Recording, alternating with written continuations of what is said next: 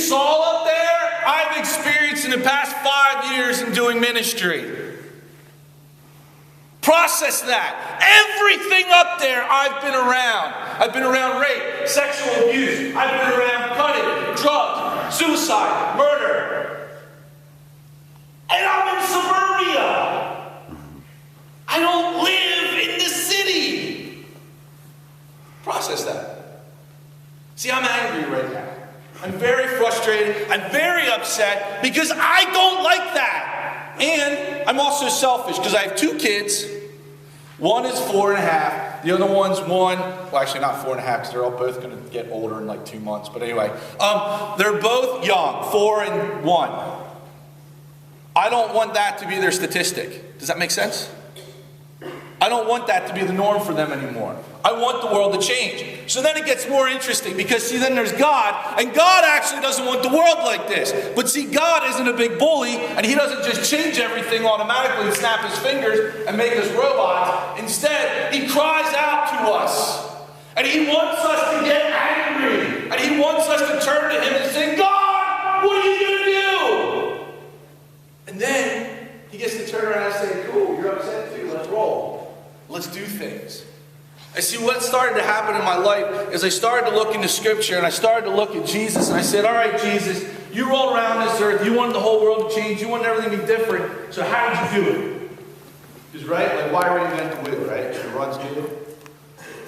No, if you ever have to build a racing couch, reinvent the racing couch. Because I tried to do things other people did and it didn't work for me. But that's a whole side note. Anyway, so here's the thing. When you look at Christ, He does this thing with the 72 disciples in Luke chapter 10. It's around verse 5. And what He does with them is He actually sends them out. And He says to them, when you go into a town 2 by 2, you're going to go and look for the man of peace. And you're going to go bless them. And in the blessing of them, you're going to turn around and you're going to eat and you're going to dine with them. And as you dine with them, you're going to be given food by the town. You're going to eat with the town. You're going to heal them. And then you will proclaim my name. Well, think about that. That is so not what I was taught in church. Because what I was taught in church was completely opposite. What I saw in church was, and as a pastor and a youth leader, I did this. We would do the complete opposite of that. We would proclaim Christ first. So we would plant a church. We'd plant a new youth ministry. We drop this down and say, Jesus is Lord. And because Jesus is Lord, we have to go minister to the people. So we turn around and we create these ministries. And then we pull these people into fellowship with them. And then they will be blessed. But Christ actually says the complete opposite. Go bless them.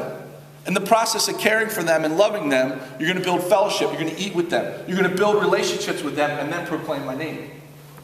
So that even freaked me out even more because after that, Christ also says to them, hey, if it doesn't work, then just roll on.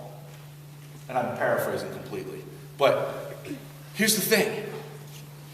What if we actually ask God to lead and go first? What does that look like? What if we actually ask God to use the way we are to move forward with others? And what if God actually shows up? So this morning, I'm doing an experiment in chapel. The experiment is, God, I love you. I'm assuming He's up there. But technically, He could be there, there, or there. Did you ever notice that we always look up, but the earth is round? So if the guy in China's looking up while I'm looking up, you guys process. That's funny! Laugh! Why is it you get to yell at people to get laughter? Anyway. So in this experiment, I asked a student, her name is Sarah Hart, and I asked her to play a song that she wrote.